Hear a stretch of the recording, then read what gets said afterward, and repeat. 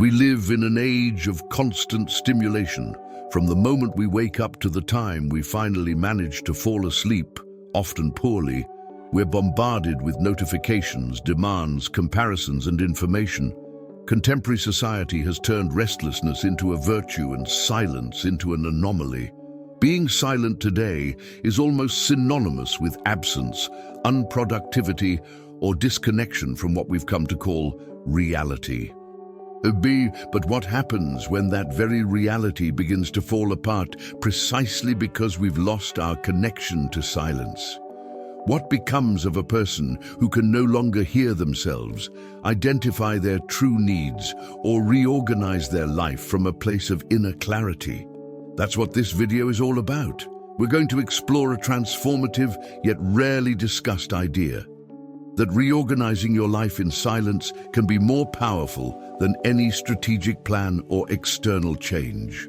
By silencing the noise around us, and especially the noise within our minds, we create space for inner listening, self-knowledge, and a more conscious relationship with our desires, choices, and emotions.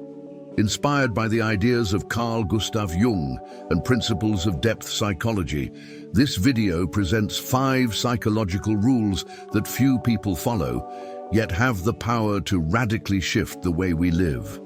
These aren't just techniques, they're practical and symbolic guidelines for anyone truly seeking to escape the mental, emotional, and existential chaos that overstimulation creates. More than tools, they're invitations to reflection and the building of a new inner state. Throughout this video, we'll explore how silence can become a powerful ally in the process of individuation, the journey of becoming who you truly are, free from the masks and conditioning we've carried since childhood. We'll look at how intentional withdrawal can be the key to restoring emotional balance and finding purpose, but doing so requires courage. Because contrary to what many believe, silence is not absence, it's deep presence. And it's in that internal space, when the noise and distractions fade, that the most important truths about ourselves can finally come to the surface. The call of silence. Why you need to stop and listen to yourself. There's a common phenomenon affecting many people, the feeling of being constantly busy yet disconnected from oneself.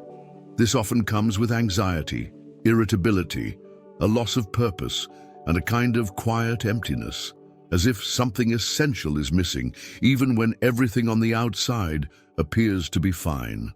This state is known as psychic saturation, a condition where an overload of stimuli prevents the healthy functioning of the mind. Carl Jung believed that the human soul needs time and space to express itself, and that the lack of inner listening can lead to a fragmented self.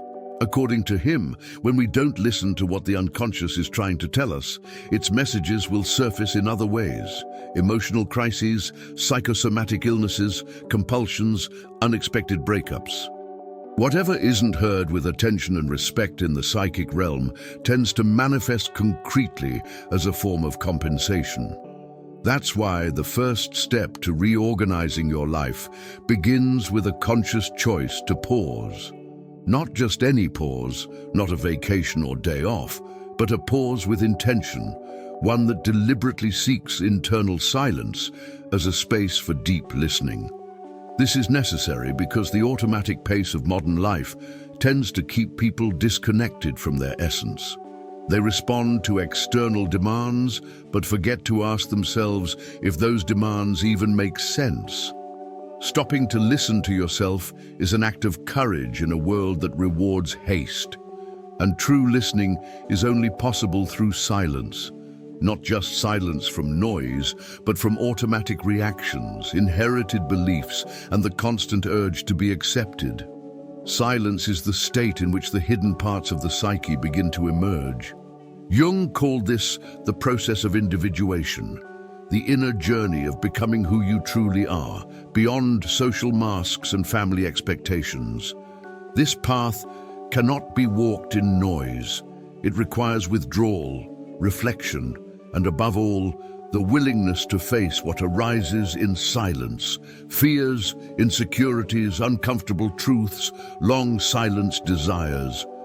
When someone allows themselves to enter that space of deep listening, they begin to see that much of what they thought was essential was just noise, external expectations, unconscious behavior patterns, routines based on survival rather than purpose.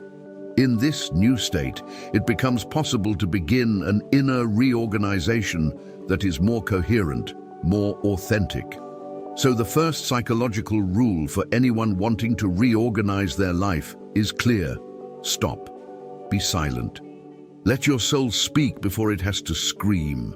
Because in many cases, the soul's scream shows up as breakdown, illness, or rupture.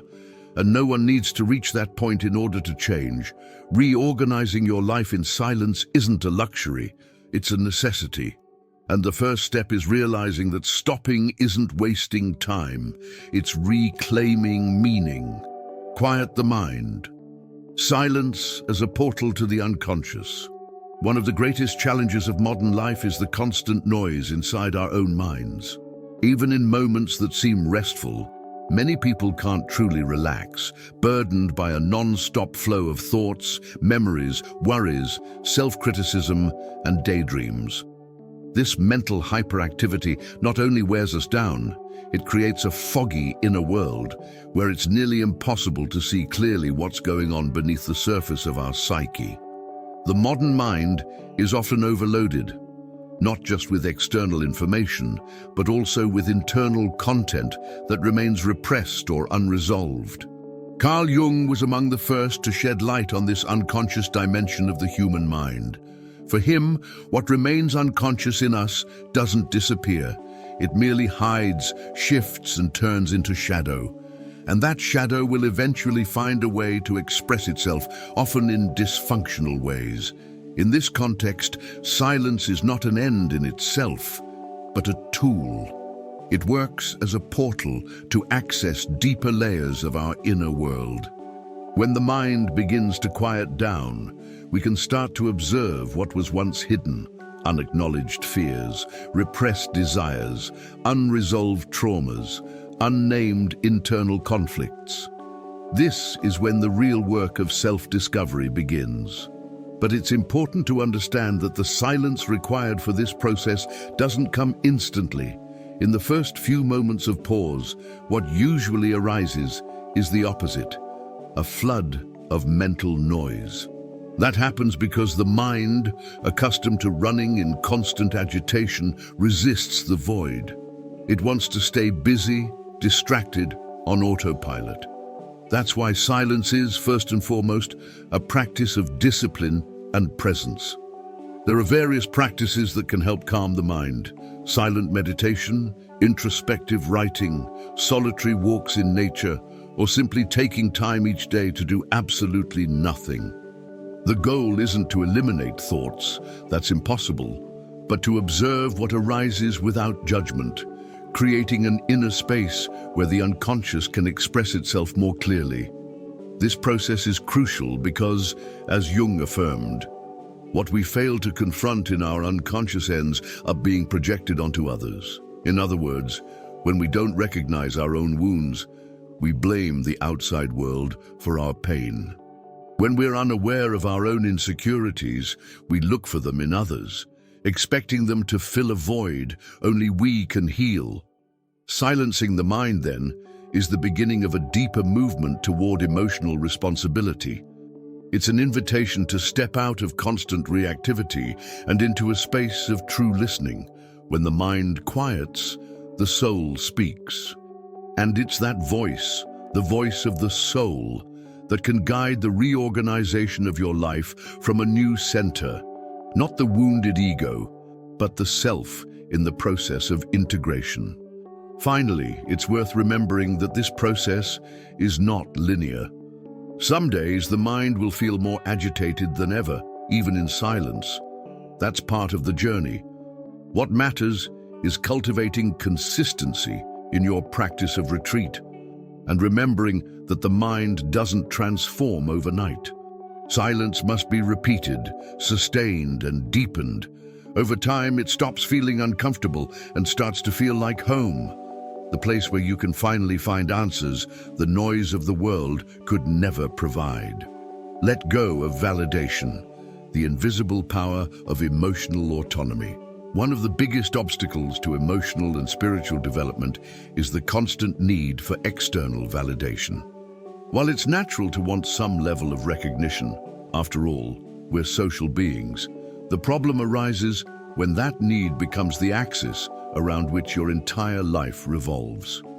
When someone's choices, behaviors, emotions, and even values are shaped solely to meet others' expectations, they lose touch with their own authenticity.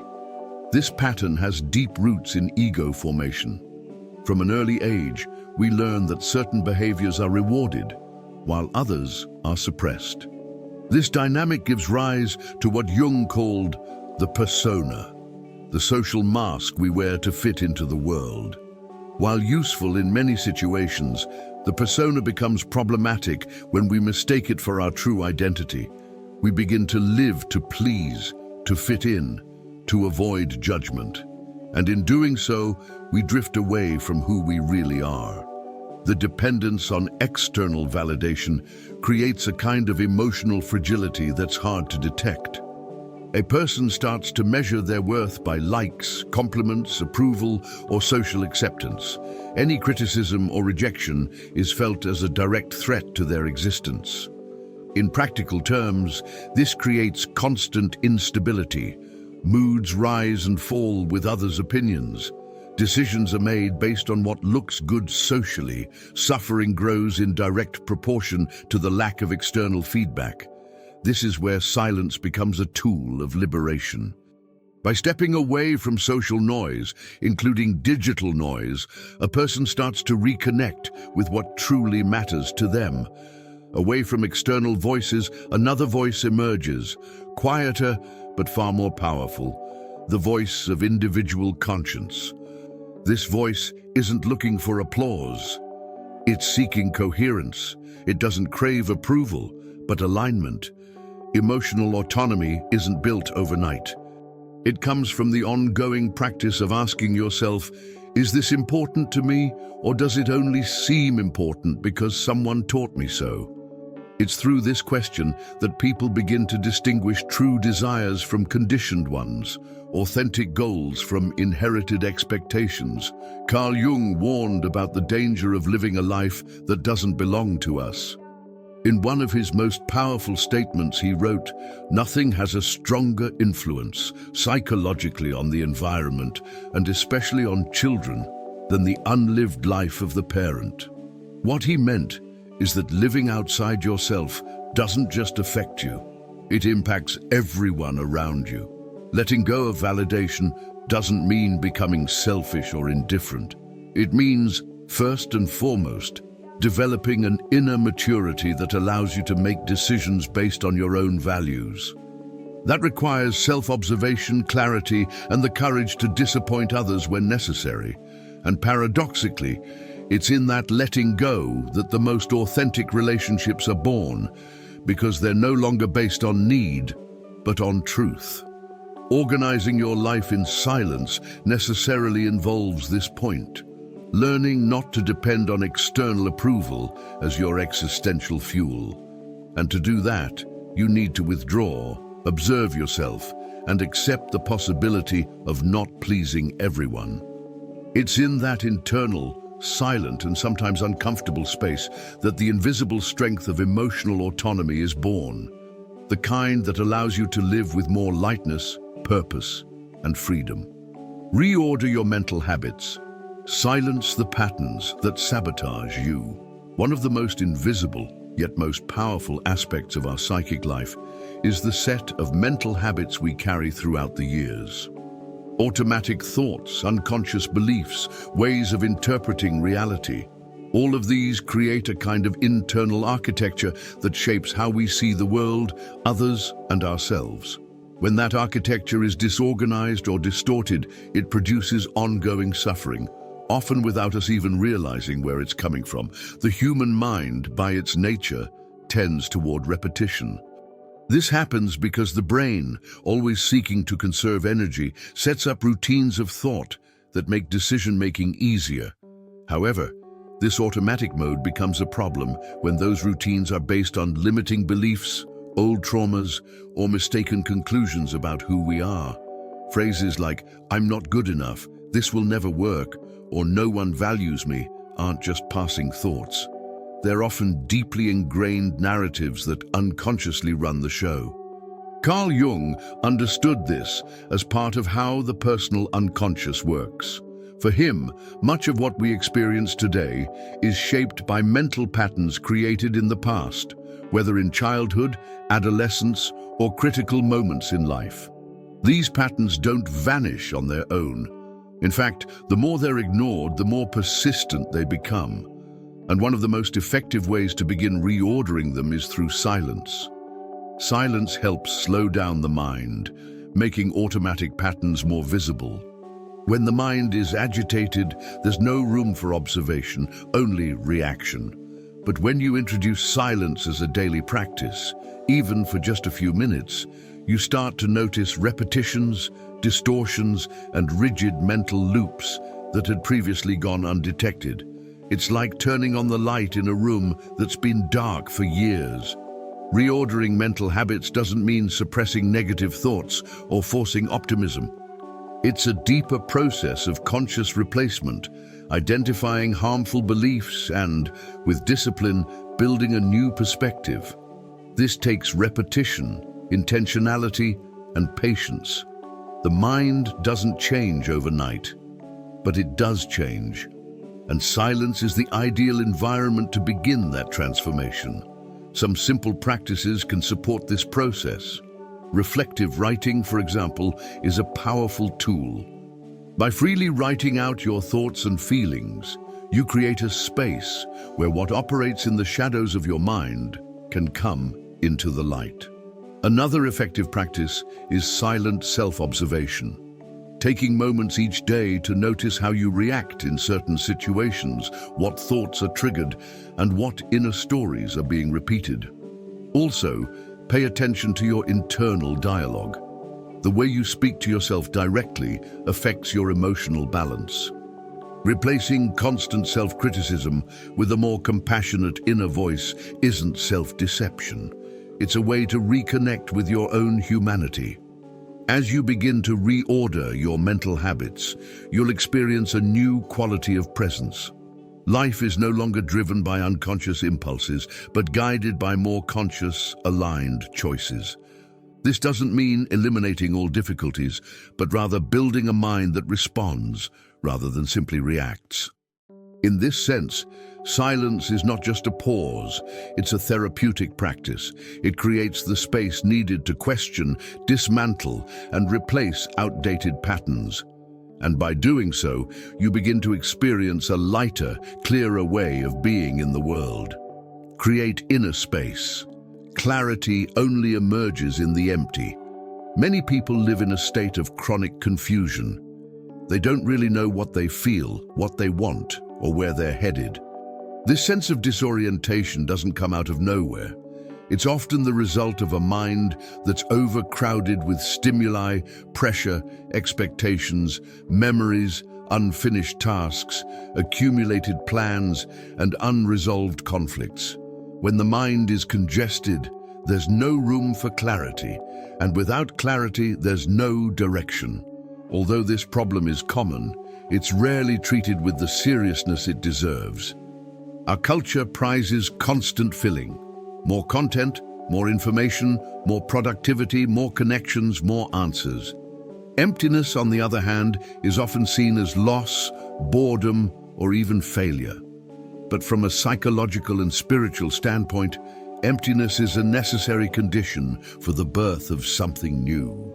Carl Jung understood the process of individuation, the journey toward becoming a whole and authentic human being, as one that requires at various stages a suspension of surface activity and immersion into inner states.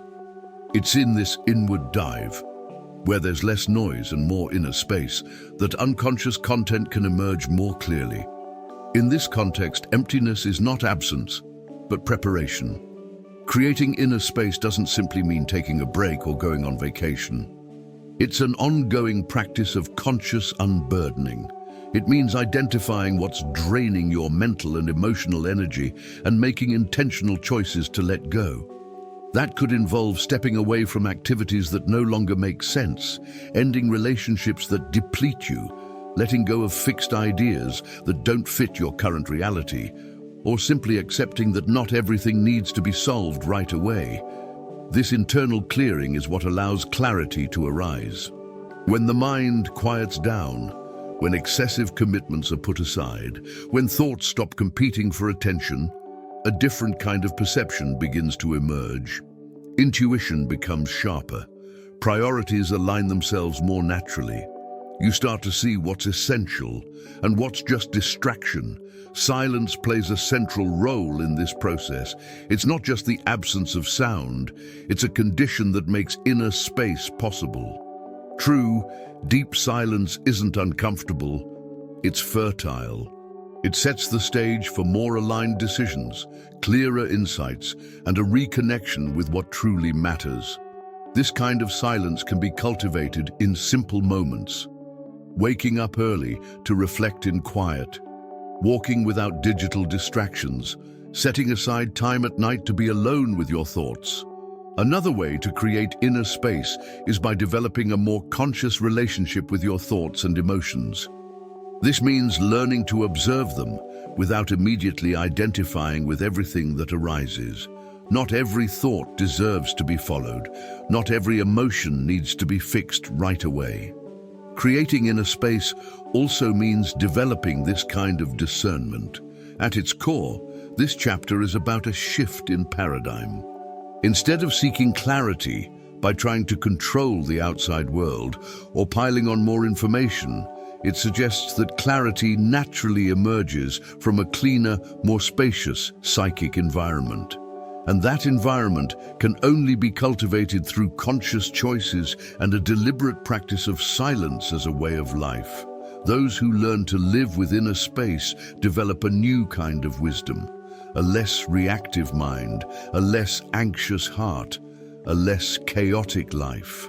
And it's in that space, and only there, that true inner reorganization can begin to bloom. Silence as the foundation for a new life. At the end of this reflection, one central message becomes clear. Reorganizing your life requires a movement in the opposite direction of what our culture usually encourages. It's not about doing more, talking more, or seeking more. It's about doing less with more presence, speaking less in order to listen better, and searching within for what so many try to find outside. To be silent does not mean abandoning action. On the contrary, it means preparing the ground so that each choice is more intentional, more conscious, more aligned with your truth. In this context, silence becomes a practical tool for psychological and emotional organization. It's not an escape. It's a way to redirect your attention to what truly matters. If this message resonated with you, it's important not to let it get lost among fleeting distractions. Like this video, leave a comment sharing which rules sparked the most reflection for you, and most importantly, subscribe to the channel. This not only keeps you connected to future content, but also helps spread ideas that many people haven't yet encountered, but deeply need to. In the upcoming videos, we'll continue exploring essential aspects of self-awareness, drawing on analytical psychology and the symbolic processes that shape human life. In the next chapter, we'll dive into the archetype of the inner teacher, that part of you that already holds the answers, but rarely gets heard beneath all the noise. If you want to understand how to develop real autonomy, live with more discernment, and reconnect with your quiet inner wisdom, this will be an important step in your journey. The path of self-discovery doesn't end with a single video. It deepens with each new way you choose to look at yourself, and it often begins with a simple gesture, choosing to listen, in silence, to what has long been trying to be heard. We'll meet again in the next episode.